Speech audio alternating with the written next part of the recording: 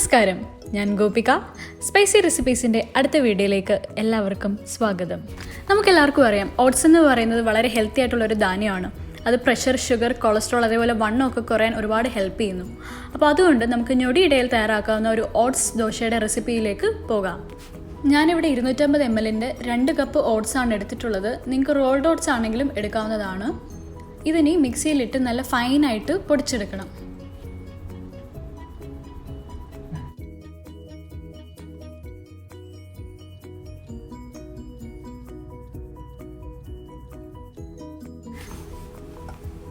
ഞാനിപ്പോൾ ഈ ഓട്സ് നന്നായിട്ട് പൊടിച്ചെടുത്തിട്ടുണ്ട്. ഇതിലേക്ക് ഇനി ബാക്കി ഇൻഗ്രീഡിയൻസ് കൂടി ചേർത്ത് നമുക്ക് നല്ലൊരു ദോശയുടെ മാവ് തയ്യാറാക്കിയെടുക്കാം. ഞാനിപ്പോൾ ഈ പൊടിച്ച് വെച്ചിരിക്കുന്ന ഓട്സിലേക്ക് 1/2 കപ്പ് അരിപ്പൊടിയും കൂടി ചേർത്ത് കൊടുക്കുകയാണ്.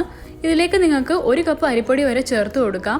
ഞാനിപ്പോൾ ഇതിലേക്ക് 2 ടേബിൾ സ്പൂൺ റവയും കൂടി ചേർത്ത് കൊടുക്കുകയാണ്.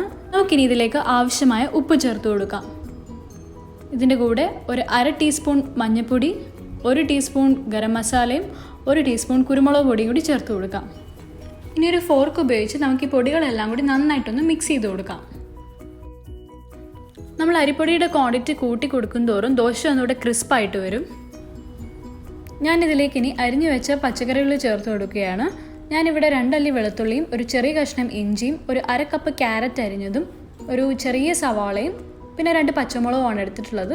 കൂടാതെ ഞാൻ മല്ലിയിലയും ചേർക്കുന്നുണ്ട്. നിങ്ങൾക്ക് മല്ലിയിലയ്ക്ക് പകരം കറിവേപ്പിലയും ചേർത്തെടുക്കാം. നമ്മൾ ഒരു കാര്യം ശ്രദ്ധിക്കേണ്ടത്, എപ്പോഴും ഇത് ചെറിയ കഷ്ണങ്ങളാക്കി വേണം അരിഞ്ഞെടുക്കാൻ. നമുക്കിനി ഇതെല്ലാം കൂടെ നന്നായിട്ടൊന്ന് മിക്സ് ചെയ്യാം. ഞാനിവിടെ ഇനി വെള്ളം കൂടി ആഡ് ചെയ്ത് ഒരു നല്ല ബാറ്റർ തയ്യാറാക്കാൻ പോവുകയാണ്.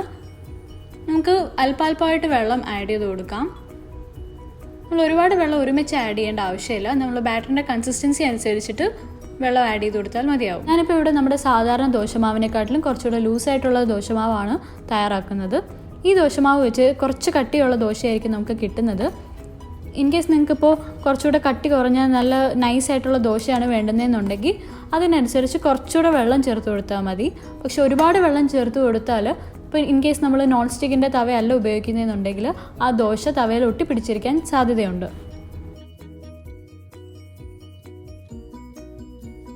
എനിക്ക് ഈ ഒരു കൺസിസ്റ്റൻസിയിൽ മാവ് കിട്ടാൻ വേണ്ടിയിട്ട് ഏകദേശം ഒരു 2.5 കപ്പ് വെള്ളമാണ് വേണ്ടി വന്നത്. നമുക്കിനി ഈ മാവ് ഒരു 10 മിനിറ്റ് അടച്ചു വെക്കാം.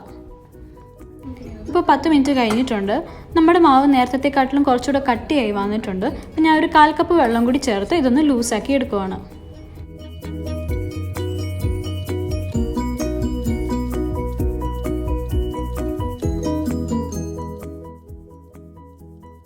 നമ്മുടെ മാവ് ഇപ്പോൾ ഇവിടെ റെഡിയായി വന്നിട്ടുണ്ട്.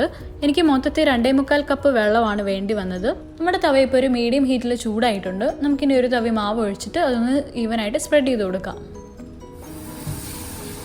ഇതൊന്ന് അടച്ചു വെച്ച് നമുക്കൊന്ന് വേവിച്ചെടുക്കണം.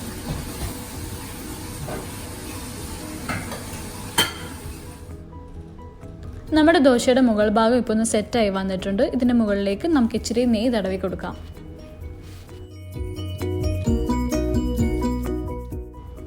ഈ ദോശയൊന്നിനി തിരിച്ചിട്ട് ചുട്ടെടുക്കാം. നമ്മുടെ സിമ്പിൾ ആൻഡ് ഹെൽത്തി ആയിട്ടുള്ള ഓട്സ് ദോശ ഇവിടെ റെഡി ആയിട്ടുണ്ട്. ഇതിന് കറിയായിട്ട് നമുക്ക് സാധാരണ ദോശയ്ക്ക് കൂട്ടുന്ന തേങ്ങാ ചമ്മന്തിയോ അല്ലെങ്കിൽ തക്കാളി ചട്നിയോ അല്ലെങ്കിൽ സാമ്പാറോ ആയാലും മതി. കറി ഇല്ലാതെയും കൂട്ടാൻ വളരെ നല്ലതാണ്. അപ്പോൾ എല്ലാവർക്കും എൻ്റെ വീഡിയോ ഇഷ്ടപ്പെട്ടെന്ന് ഞാൻ വിചാരിക്കുന്നു. എല്ലാവരും ഈ റെസിപ്പി ട്രൈ ചെയ്ത് നോക്കാൻ വേണം. എൻ്റെ വീഡിയോ ഇഷ്ടപ്പെട്ടിട്ടുണ്ടെങ്കിൽ ലൈക്ക് ചെയ്യാൻ മറക്കരുത്.